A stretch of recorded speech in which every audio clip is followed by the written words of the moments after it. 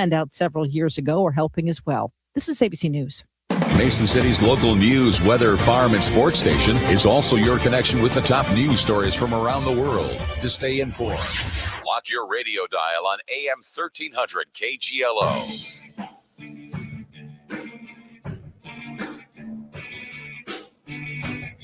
Your hometown news station, AM 1300 KGLO, streaming live online at KGLOAM.com.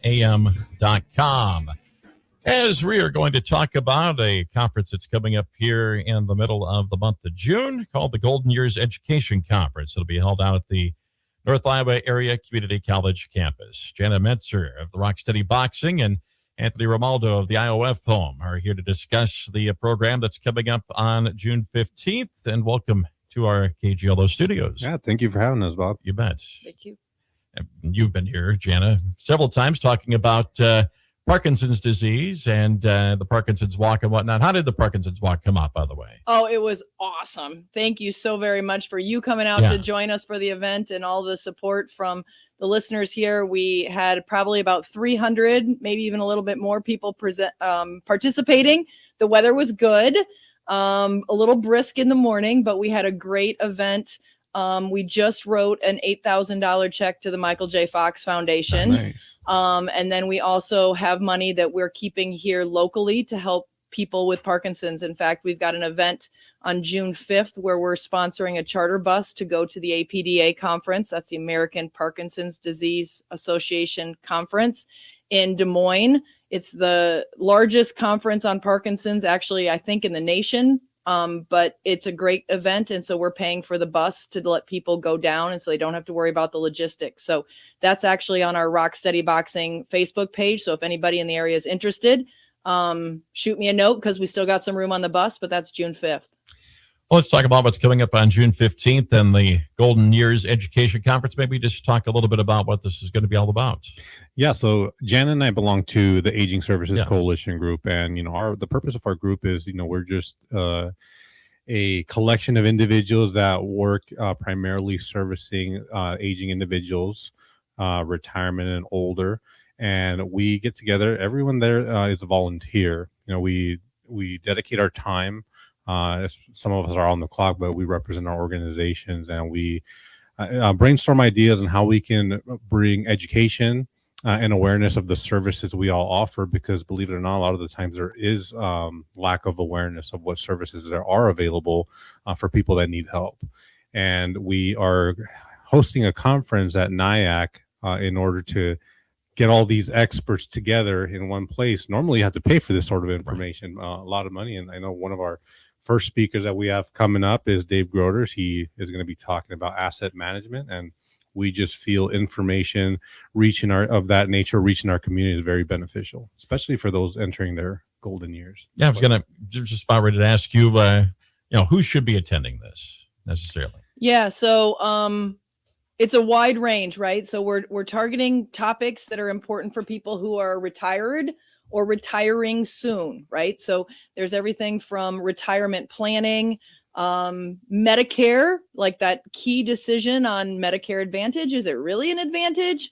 Or what do you need to know about all the different parts of standard Medicare, right? So we're targeting folks that are either coming into retirement or in retirement, or maybe it's even a family member of somebody that they want to help know the services that are up here, where they might have a parent or an aunt, uncle that they're trying to help know what services are up here in North Iowa. Because to Anthony's point, there's a lot more services than a lot of people probably realize. Not only that, but the processes to obtaining some of these services can, there's sometimes a lot of information overload that we find, and people just need assistance with just having the right information.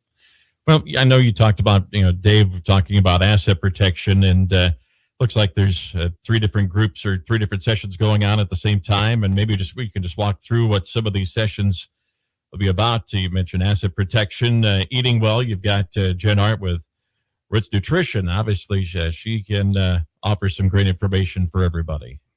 Yeah, for sure. Right. As we age, our bodies need different things to help us live the life we want to, and also our brains. Right. So I think if you'd probably do a survey, most people are worried about that dementia component. And so she's going to talk to us and again remind us of those important things to help maintain our bodies and our minds. And so she's actually going to be available for 2 sessions. We're very thankful that she's able to do that. So that's one of the topics that day. One of the other topics, and we're just going to kind of go through some of the topics are going to be for people to learn more about worry less, smile more. Yeah, I mean, I think we all live in an age where we have a lot of stress, especially, in the workplace and life. Things are more expensive. Single income households are sometimes not feasible anymore. A lot of people are working. A lot of people are dedicating their time just to survive. Just natural stresses of living, get to us. So I think finding ways to be able to mitigate stress is very important, because stress is also detrimental to your health. Kind of piggybacking off of what Jana was talking about with eating healthy, I think also taking care of your mental health is very important. Financial health is, of course, heading into retirement is a big thing as well, and retirement planning is another of the topics. Absolutely. Mike and Terry from First Citizens Wealth Management are going to be there to talk about Social Security. Again, when do you start Social Security? What are the trade-offs of starting early versus late? How do you extend all those assets that you work so hard to earn all those years? And how do you make them continue for all the duration that you need to? Again, another service that's available here.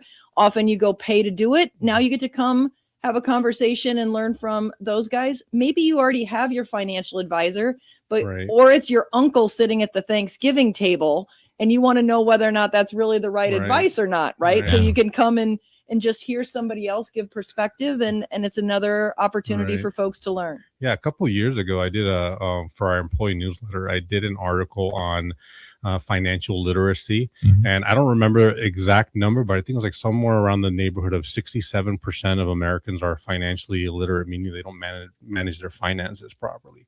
So that gives you some perspective on what people's retirement outcomes look like in the future. A lot of people don't even have retirement savings, and by the time they reach retirement age, I think like 10,000 or less is what they have.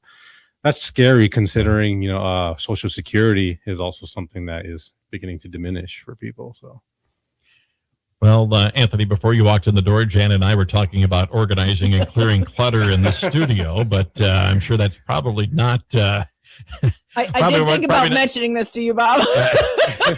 It's not. We have a couple of file cabinets, Anthony, that just need to be cleared out and stuff that does not need to be kept anymore. But anyway, that is another topic of the conference here. Yeah, especially when you're getting to that stage where you should be kind of downsizing, because you start wanting to think about who's gonna get your stuff when you pass or when you downsize. But one thing people don't consider is the injuries. We do see that happen, especially as you age. If you have a lot of clutter at home, things that are in your way that restrict your ability to navigate your own home, it could lead to injury. You trip on something, you don't bounce back the way you used to. I mean, I'm only 32. I'll be 33 this summer, and I find myself finding it more difficult to bounce back from injuries. And sometimes we just need those small tips, right? Because it can feel overwhelming, or it's the project that you put off. My father is one who says, I'm not cleaning out this garage. That's your problem, right? And so these, Kelly's going to come and give tips. She actually runs a business that helps people clear out the clutter. And so here again, she's coming to offer tips and let people know there's options, so that doesn't feel overwhelming for folks or for families. And then I think you, in your first comments, Anthony, deciding, what should be going to what relatives. I mean, sometimes that is a great step to have now, as opposed to later when you're gone, because you don't want those family fights happening too. Right, exactly. Yeah. Hospice and palliative care. Yep. So maybe not a fun topic, but again, if we're coming into retirement, we might be helping care for parents that we're trying to figure out whether or not they can stay in their own home. They've got different conditions coming on. And so this is going to talk about hospice and palliative care. Hospice has changed over the years. It's not the same word that we might have thought it was 15 or 20 years ago, right? And then palliative care, and what's the difference? And the folks at St. Croix hospice, they have amazing programs. They have a grief support group, so that, folks who have lost a loved one, even if they didn't use hospice or palliative care, you can join their support group and help with that grieving process. And again, we're not saying that the people attending are dying, right? We're just, it's a fact of life, and we're trying to give people the tools that they need to manage it as easily as can be done and enjoy life. Yeah, and coming from a nursing home background, one of the things we see often is, nobody plans to end up in a nursing home. It just kind of happens. Your health deteriorates. Honoring the wishes of the person we're caring for, making sure we are making them feel comfortable in their end of life care, and making sure that we are caring for them the way they would have wanted to be cared for. I know it's a difficult topic, like Jana mentioned. Oftentimes, your parents' health is deteriorating, and you don't want to make hard decisions. But ultimately, if you talk about it early, figure out how would you want to be cared for, then at least you can ensure that when the time comes, you're caring for them comfortably. And senior housing and services is another topic that we talked about. Oh, go ahead, Anthony. Yeah, again, kind of just piggybacking off of that, nobody really plans to end up in a care center. It just kind of happens. We do see people that come in, they've been prepared for a long time. They've got their long-term care insurance. They have 401ks, assets that they could use, but cost of living, especially for the elderly, assisted living, nursing homes, independent living, can be very expensive. A lot of the times we see people that don't have the financial capability to pay for these services. While a lot of facilities do take Medicaid, it is still difficult because essentially they end up losing everything. You do see that happen often where they don't have any assets. Maybe they just have their home, and in order to come to a facility and get cared for, they end up needing to liquidate their assets. So all of it, as you can see, kind of ties in together. Yeah. The financial planning, the asset management, and then the pre-planning for the possibility that you could end up in a care center and how it's going to be paid for. And CHIP and Medicare, obviously a big topic as well. Absolutely, right? For me, that's one of the key topics. I'm going to be at that session because you hear so many different advertisements about what Medicare should be and whether you should do Advantage, and to just have somebody who is not selling the product but are there to help advise and get information, and have it be more than a 30-second sound clip and then you call and you're on their distribution list and phone list forever, right? This is an opportunity. Again, there's SHIP, which is a local operation. They help people work through the Medicare questions. And this conference is in June, so you have plenty of time to further meet with them and investigate what decisions you might need to make for that upcoming enrollment period. A couple of the other topics, one of the other ones, motion and medicine. Yep, so that's the YMCA. Again, when we think about all the services that are available, the YMCA, as well as other entities here in town, have many different programs. I think Taylor's plan is to actually talk through exercises that folks can do at home, as well as things that they can enhance by going to the YMCA and doing some of their classes or programs. So again, we want to help people no matter what stage they're at in those retirement years, whether you're thinking about long-term care or assisted living. Taylor's on the other end of the spectrum. How do I keep you moving so that you can stay in your home and as independent and strong and have your balance for as long as possible, maybe your entire life, right? But that takes energy. That takes people wanting to kind of learn and do those things. It just doesn't happen just by hanging around, right? And loyal companions, pets. Yep. So we are lucky to have Molly's Mission, Linda, coming from that. Pets are a wonderful thing for people when their life is changing, right? You went from working and with people 40 plus hours a week to now you're at home. Some of the biggest scare of why people don't retire is they don't know what they're going to do and who they're going to talk to. And pets can amazingly kind of fill that void for folks, right? That is that loyal companion. It is the person or the entity that greets you at the door with their tail wagging. Yeah, I can attest to that. I got 3 dogs. Right. And so it's not just about they teach obedience classes, but it's also about that companionship, how you get that interaction and that trust level with an animal, whether it's a new puppy or whether maybe you're getting something from the Humane Society as well, right? But she's going to come talk through that. So that's not a stressful thing. It's a joyful thing to bring that little kitty or puppy or dog into your house and enjoy it fully.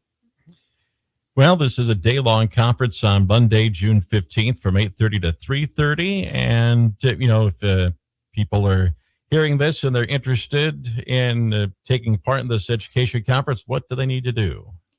They would just get a hold of NIACC Continuing Education. We do have flyers out on our Facebook page, and we also have a variety of our partners who are hanging up information. Where else can they find the information, Jana? Yep. So on the Facebook page, which is the Aging Services Coalition Facebook page, I just reposted this morning the schedule, and I'm actually doing some of the highlights on the different speakers as well. So again, the Aging Services Coalition Facebook page.